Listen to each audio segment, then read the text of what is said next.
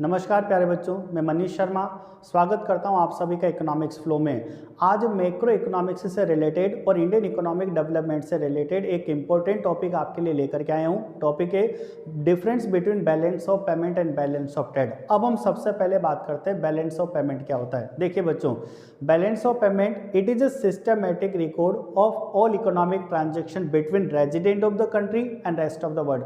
यानी हमारी कंट्री के रेजिडेंट ने रेस्ट ऑफ द वर्ल्ड के साथ जितने भी इकोनॉमिक ट्रांजेक्शंस कर रहे हैं ड्यूरिंग अ ईयर, ठीक है, उन सबका एक systematic record balance of payment कहलाता है। ठीक है, अब बैलेंस ऑफ पेमेंट के अंदर विजिबल आइटम्स यानी गुड्स को इंक्लूड किया जाता है, इनविजिबल आइटम्स सर्विसेज को इंक्लूड किया जाता है, यूनिलेटरल ट्रांसफर। यूनिलेटरल ट्रांसफर का मतलब होता है सिंगल साइडेड ट्रांसफर, जो हमें रेस्ट ऑफ द वर्ल्ड से एज ए चैरिटी, डोनेशन या गिफ्ट की फॉर्म में रिसीव होते हैं, या हम रेस्ट ऑफ द वर्ल्ड को इनको पे करते हैं। फर्क इतना सा है कि अगर ये हमें रिसीव होते हैं तो हमारी इकोनॉमी के लिए इनकम का काम करते हैं, और हम रेस्ट ऑफ द वर्ल्ड को देते हैं तो ये हमारी इकोनॉमी के लिए पेमेंट का काम करते हैं। यानी इनके बदले में किसी भी तरीके का कोई रिटर्न पे करना नहीं होता है। ठीक है, और फोर्थ आइटम में investment income and capital transfer. इन सब को बैलेंस ऑफ पेमेंट के अंदर इंक्लूड किया जाता है, जबकि बैलेंस ऑफ ट्रेड के अंदर ओनली विजिबल आइटम्स यानी गुड्स का ही एक्सपोर्ट और इंपोर्ट इंक्लूड किया जाता है, और कोई भी चीज इसके अंदर इंक्लूड नहीं होती है। तो बच्चों डिस्कस करते हैं सबसे पहले बैलेंस ऑफ पेमेंट। देखिए, it is a systematic record of all economic transaction between resident of a country and rest of the world. ठीक है, ये हमारे लिए होता है बैलेंस ऑफ पेमेंट। जबकि इसकी बात करें बैलेंस ऑफ ट्रेड की, तो it is a difference between export of visible items and import of visible item. यानी विजिबल आइटम का एक्सपोर्ट और इंपोर्ट का जो डिफरेंस होता है उसको बैलेंस ऑफ ट्रेड कहा जाता है। अब सेकंड पॉइंट डिस्कस करते हैं बच्चों, डिफरेंस।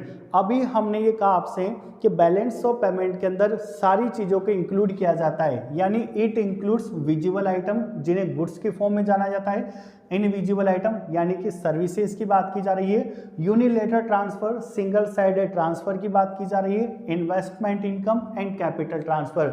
ये सारे economic transaction balance of payment के अंदर इंक्लूड किए जाते हैं। ठीक है, जबकि अभी हमने डिस्कस करा कि it includes only visible items, यानी बैलेंस ऑफ ट्रेड के अंदर ओनली गुड्स को इंक्लूड किया जाता है जिन्हें विजिबल आइटम्स कहा जाता है। ठीक है, अब बच्चों बैलेंस ऑफ पेमेंट एक वाइडर कॉन्सेप्ट होता है, जबकि बैलेंस ऑफ ट्रेड एक नैरो कॉन्सेप्ट होता है। Reason behind that, wider concept इसलिए कहा जाता है क्योंकि इसके अंदर सारे ही ट्रांजैक्शंस इंक्लूड किए जाते हैं। ठीक है, जबकि इसको नैरो कॉन्सेप्ट इसलिए कहा जाता है क्योंकि इसमें केवल कौन से आइटम्स इंक्लूड होते हैं, विजिबल आइटम्स इंक्लूड होते हैं। अब देखिए फोर्थ डिफरेंस डिस्कस करते हैं, इट इंक्लूड बीओटी। यानी जो फोर्थ डिफरेंस है इसमें कहा गया है कि जो बैलेंस ऑफ पेमेंट है वो बीओटी को इंक्लूड करता है। अब बीओटी को इंक्लूड इसलिए करता है क्योंकि बीओटी में ओनली विजिबल आइटम्स होते हैं, तो विजिबल आइटम्स तो इसके अंदर भी होते हैं, बल्कि इसमें तो इनविजिबल आइटम्स सब कुछ होता है।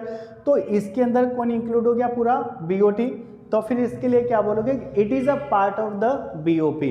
ठीक है, यानी किसका पार्ट होता है, बीओपी का पार्ट होता है बैलेंस ऑफ ट्रेड। ठीक है, आगे देखते हैं, always balanced from accounting point of view. यानी फिफ्थ पॉइंट हमसे ये बोला है कि जो बैलेंस ऑफ पेमेंट होता है वो अकाउंटिंग के पॉइंट ऑफ व्यू से ऑलवेज बैलेंस की कंडीशन पर होता है। इसके पीछे रीजन ये है क्योंकि balance of payment double accounting system पर बेस्ड होता है, और डबल अकाउंटिंग सिस्टम आप बहुत अच्छे से जानते हो जिसमें डेबिट और क्रेडिट दोनों साइड इक्वल होकर के चलती है।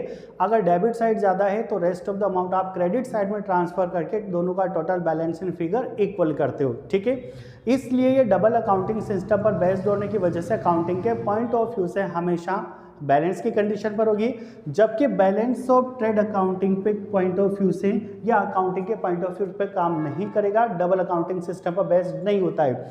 इसलिए या तो ये हमारी इकोनॉमी के लिए फेवरेबल कंडीशन पर होगा या फिर अनफेवरेबल कंडीशन पर होगा। अब balance of trade favourable condition में कब होगा, व्हेन हमारी इकोनॉमी के एक्सपोर्ट ग्रेटर देन होंगे इंपोर्ट के कंपेयर में, क्योंकि एक्सपोर्ट ज़्यादा होंगे तो इनकम ज़्यादा आएगी और इंपोर्ट कम होंगे तो पेमेंट कम करना पड़ेगा। इसलिए export is greater than import तो हमारी इकोनॉमी का balance of trade favourable condition पर रहेगा। बट अगर हमारे export is less than import है, यानी हमारे एक्सपोर्ट कम होकर इंपोर्ट ज़्यादा हो रहे हैं, तो हमें इनकम कम मिल रही है और पेमेंट ज़्यादा करना पड़ रहा है, इसलिए अनफेवरेबल कंडीशन पर होगा। और बच्चों, बैलेंस ऑफ पेमेंट को इकोनॉमी की कंडीशन का रियल मिरर कहा जाता है, क्योंकि इसके अंदर सारे ही ट्रांजेक्शन्स को इंक्लूड किया जाता है, जबकि इसे इकोनॉमी का रियल मिरर नहीं कहा जा सकता, क्योंकि इसके अंदर ओनली विजिबल आइटम्स ही इंक्लूड होते हैं। इसलिए यहाँ बोला गया है पॉइंट नंबर 6 में कि real mirror of the economic condition and it is no real mirror of economic condition. तो बच्चों, ये आज का टॉपिक होता है हमारा balance of payment and balance of trade में डिफरेंस। ठीक है, इसी तरीके से इंडियन इकोनॉमिक डेवलपमेंट और मैक्रो इकोनॉमिक्स और माइक्रो इकोनॉमिक्स से रिलेटेड आपको टॉपिक मिलते रहेंगे। बने रहे आप हमारे चैनल पर, आप इसका स्क्रीनशॉट ले सकते हैं।